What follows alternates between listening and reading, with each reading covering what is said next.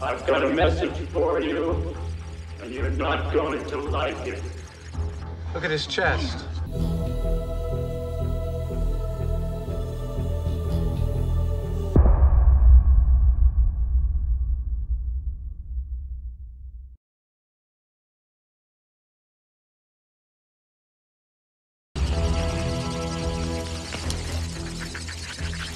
Ready for death. Un budget de 3 millions de dollars, hein, l'horreur à base de physique quantique, l'antidieu derrière le miroir, le plus sous-estimé de mes films. Il était trop en avance, j'avais besoin de vacances, déclare Carpenter après la sortie du film.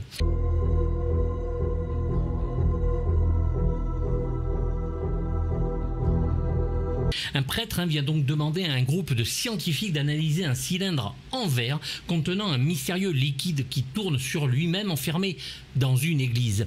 Les recherches poussées vont les conduire à l'inévitable. Rien ne peut arrêter le processus qui va libérer le mal.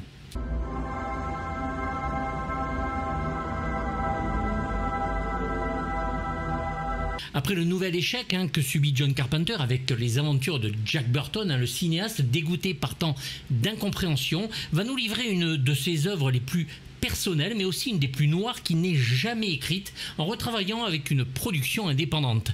Lors d'une projection test avec des exécutifs de la Fox sur Jack Burton, l'un de ces exécutifs va s'exprimer en disant qu'il y avait beaucoup de têtes de Chinois dans ce film. Pour Carpenter, cela suffit, il veut les pleins pouvoirs et le retour à l'indépendance. Entre les aventures de Jack, donc du coup, et Prince des Ténèbres, Carpenter va essayer de tourner une suite à The Fog assez étonnamment et va écrire une histoire sur fond de Vietnam avec en première ligne des pilotes d'hélicoptères de l'armée américaine. Intitulée Chicken Hawk, elle ne vit malheureusement jamais le jour.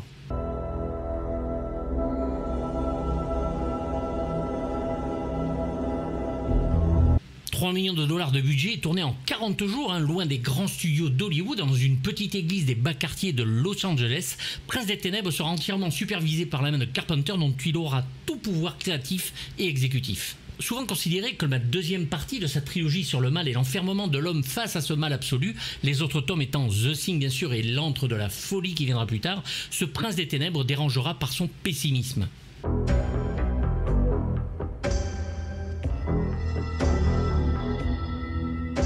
Ce prêtre catholique qui découvre non seulement que depuis 2000 ans l'Église a gardé le secret qui remet toutes ses croyances en question, avec cette forme de vie, la négation de Dieu, donc un anti-Dieu dont le diable se sert pour revenir dans l'autre monde. Et que du coup l'Église ne serait-elle pas ces gardiens du mal justement, dont l'existence même de leur Dieu n'est pas prouvée, et c'est une histoire juste démentielle. Just keep it locked away. You've already managed that for 2000 years. No prison can hold him now. Combat d'un homme seul contre un système hollywoodien, Prince des Ténèbres reste un film Carpenter pur jus qui va réussir à nous insuffler non seulement un rythme et un suspense terrifiant, mêlant histoire d'amour et science. Par ce film, Big John raconte son histoire avec le refus de faire dans le spectaculaire et simplement traiter le mal par son seul nom et bien sûr une main affreuse, faisant même penser à celle du Darkness de Legend, superbe et maléfique.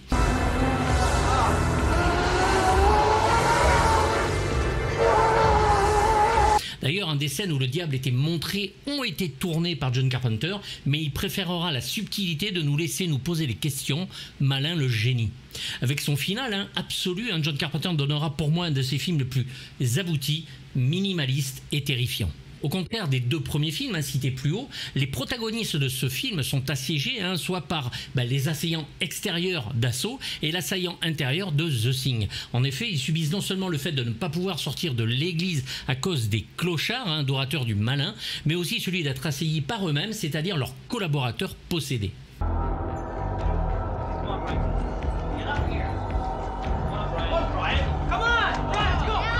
Une façon comme une autre de dire que l'humanité est condamnée, car même l'Église n'y croit plus, à l'instar d'ailleurs du prêtre de The Fog, restant sans pouvoir face à l'avancée du brouillard.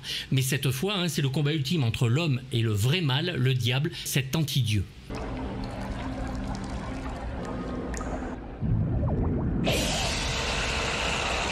Carpenter va décider alors, ne s'attardant pas sur les réflexions scientifiques de ses personnages, de faire monter la peur dans un crescendo fantastique de l'homme, nous pauvres spectateurs, contre ce mal, en nous manipulant avec des attentes et des tensions qui nous poussent à nous demander ce qui va nous faire sursauter et quand, comme il avait fait si bien d'ailleurs sur The Thing.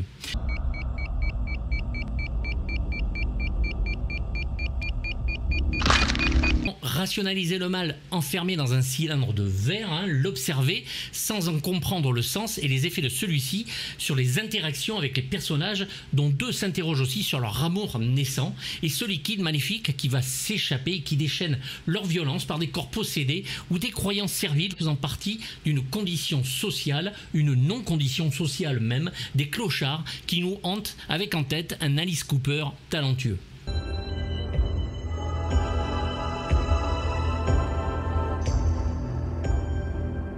Si Carpenter a réussi à mettre en scène Prince of Darkness, c'est grâce à Chip Gordon, responsable aussi de la carrière d'Alice Cooper d'ailleurs, et qui monta sa propre boîte de production, Alive Film, avec laquelle il va mettre en chantier des films tels que Le baiser de la femme araignée d'Hector Babenco ou Choose Me d'Alan Rudolph.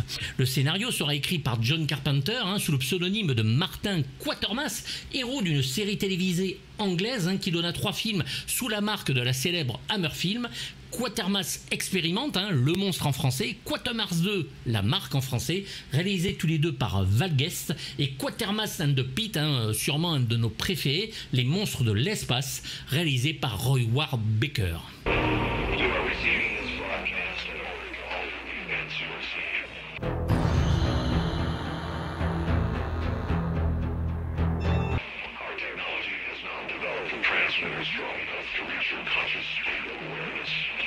Le film est de bout en bout réalisé avec un soin rare de nos jours, tant le travail y réfléchit avec un format cinémascope et chaque plan à mener avec la même rigueur que les héros du film. La preuve en est d'ailleurs que l'histoire scientifique peut être une fumisterie pour certains ou incompréhensible pour d'autres. Le fait est que pendant la projection, tout le monde y croit. Une des plus grandes idées du film d'ailleurs est celle que les tachyons peuvent permettre le voyage dans le temps et que si vous envoyez un message en tachyon à midi, il arrive à 11h30. D'où le principe de ces vidéos, ces messages du futur que les protagonistes reçoivent pendant qu'ils dorment. Ces images, tournées caméra à la main, sont absolument stupéfiantes et apportent un plus à l'originalité du scénario, des rêves qui viennent du futur pour nous avertir de l'arrivée du malin.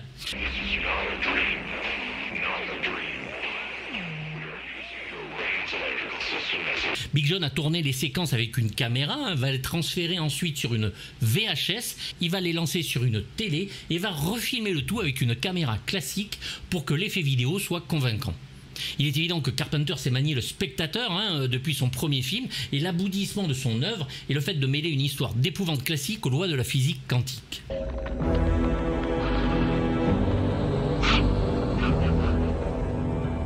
Il le dit lui-même, lorsque vous étudiez la physique, vous découvrez une nouvelle réalité plus étrange et plus effrayante que celle que nous connaissons. Carpenter dira lors de ses différentes interviews qu'il n'est absolument pas religieux, préférant croire au mal qui se cache en chacun de nous, et bordel qu'il a raison.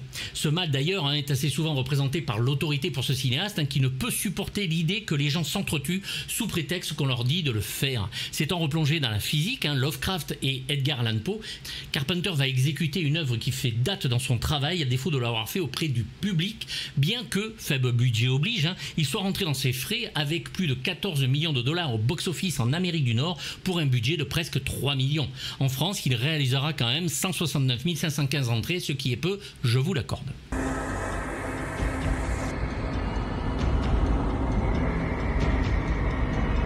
La remise en cause de la religion n'aura jamais atteint ce summum dans un film fantastique, ce qui d'ailleurs apporte au spectateur matière à réflexion, chose rare dans le genre. Ne travaillant plus avec Dean Cundey comme directeur de la photographie, son salaire étant trop important pour une production de ce genre, le cinéaste va collaborer pour la première fois avec son futur directeur de la photo attitré depuis ce film, Gary Kibbe.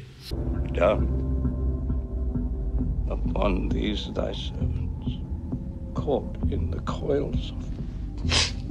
Le sens du cadre est ici d'un classicisme dans le bon sens du terme, où chaque angle et emplacement de personnage est travaillé et étudié. La musique, omniprésence et le suspense géré de manière admirable dans l'attente nous laisse avec cette crainte que quelque chose peut arriver à n'importe quel moment. On souffre de cette attente, de cette tension, et c'est un bonheur. Si Carpenter, même après The Thing, devait prouver au monde à quel point il est un réalisateur, ce film en est la preuve indiscutable et indéniable. Unclean spirit.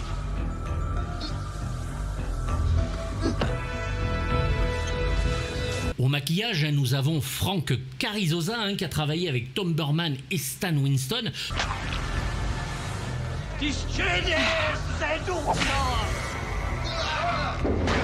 Tous les effets ou presque furent réalisés en practical, en direct sur le plateau, ce qui est quand même assez rare. Et certains matte paintings, comme celui de l'alignement du soleil et de la lune, furent créés par Jim Danforth.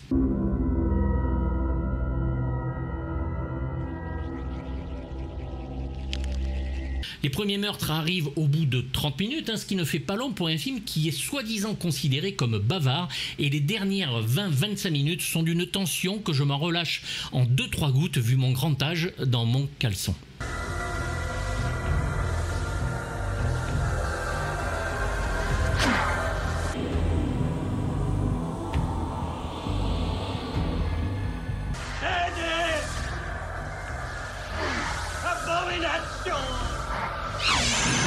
Le casting de Prince des Ténèbres repose entièrement sur les épaules de Donald Pleasence qui, par sa simple présence, apporte à ce film un plus sur l'échelle de la grandeur. Séduit à l'idée de retravailler avec John Carpenter qu'il apprécie énormément, Pleasence accepta de suite la proposition, appréciant le fait que le cinéaste sache exactement comment l'acteur aborde ses rôles.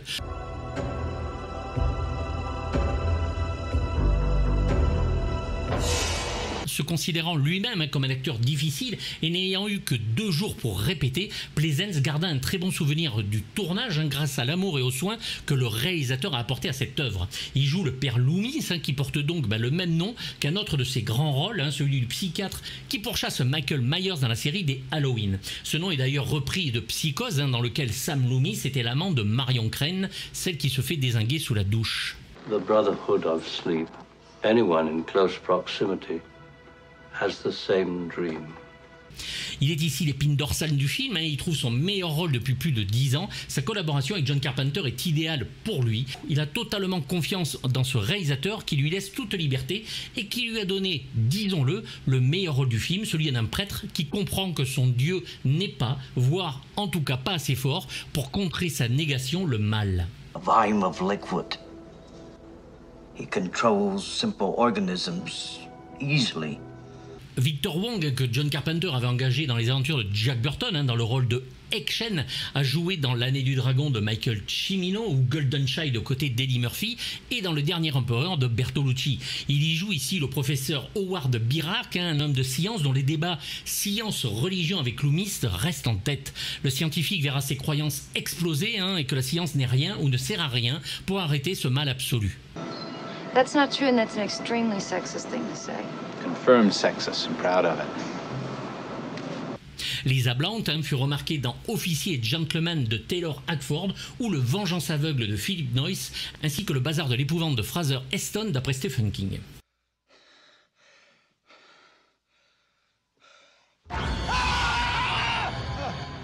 Jameson Parker a surtout une carrière télévisuelle avec la série Simon et Simon, l'histoire de 2 frères détectives privés de 1981 à 1989, série qui a même eu un crossover avec la série Magnum.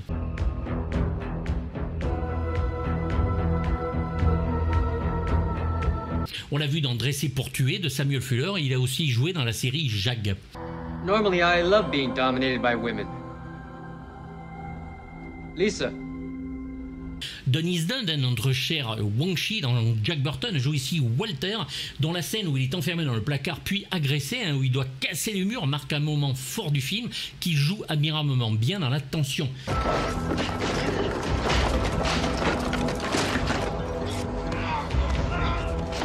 Il est moins mis en valeur que dans Jack Burton, mais son rôle est très abouti, même si c'est celui d'un emmerdeur qui gueule tout le temps.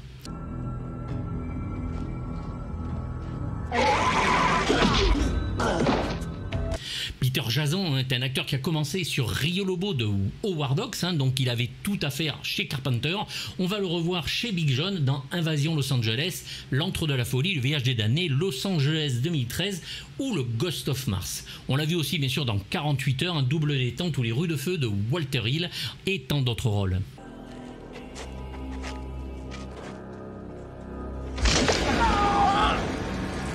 Tom Bray, un des scientifiques nommé Hutchinson, a joué dans Mâle mutant aquatique en liberté, et c'est le scientifique dans la série Riptide de 1984 à 1986. C'est celui qui se fait embrocher par le vélo par Alice Cooper.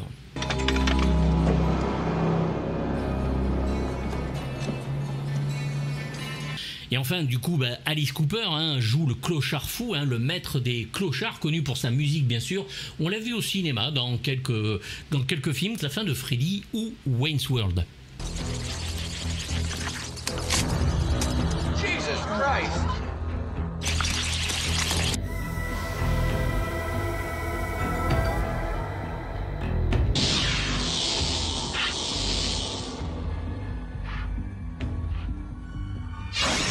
La musique toujours écrite par John Carpenter et son compère Alan Howarth est sans nul doute la meilleure composée par son auteur à ce jour, en tout cas pour moi. Elle contribue pour beaucoup au climat et à la tension du film grâce aux nombreux bruitages qui parsèment cette composition. Présente dans le film du début à la fin, cette omniprésence se fond parfaitement avec la rigueur de la mise en scène.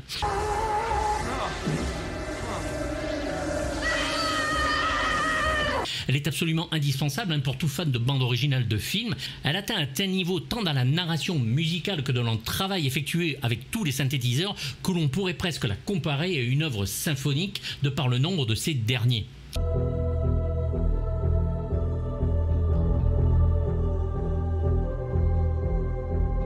Une œuvre tendue comme un string et d'un pessimisme rare, parsemé de cœurs qui nous restent en tête et de moments de frayeur, avec ses coups de cymbales qui nous font sursauter et nous donnent une angoisse d'écoute au charme absolu.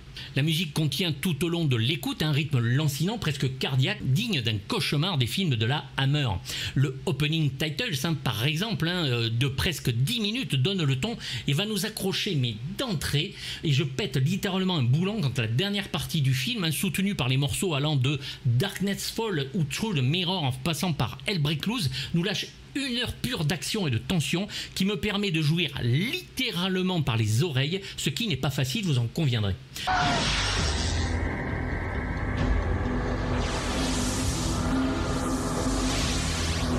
Le premier pressage de chez Varese Sarabande est impressionnant, le mixage est parfait au niveau de l'écoute et une version complète sortira en 2008 sur 2 CD chez AHI de chez Alan Howarth qui nous permet d'écouter l'entièreté de la musique mais avec un mixage bien moins intéressant. C'est un tournant chez Carpenter, achetez-la.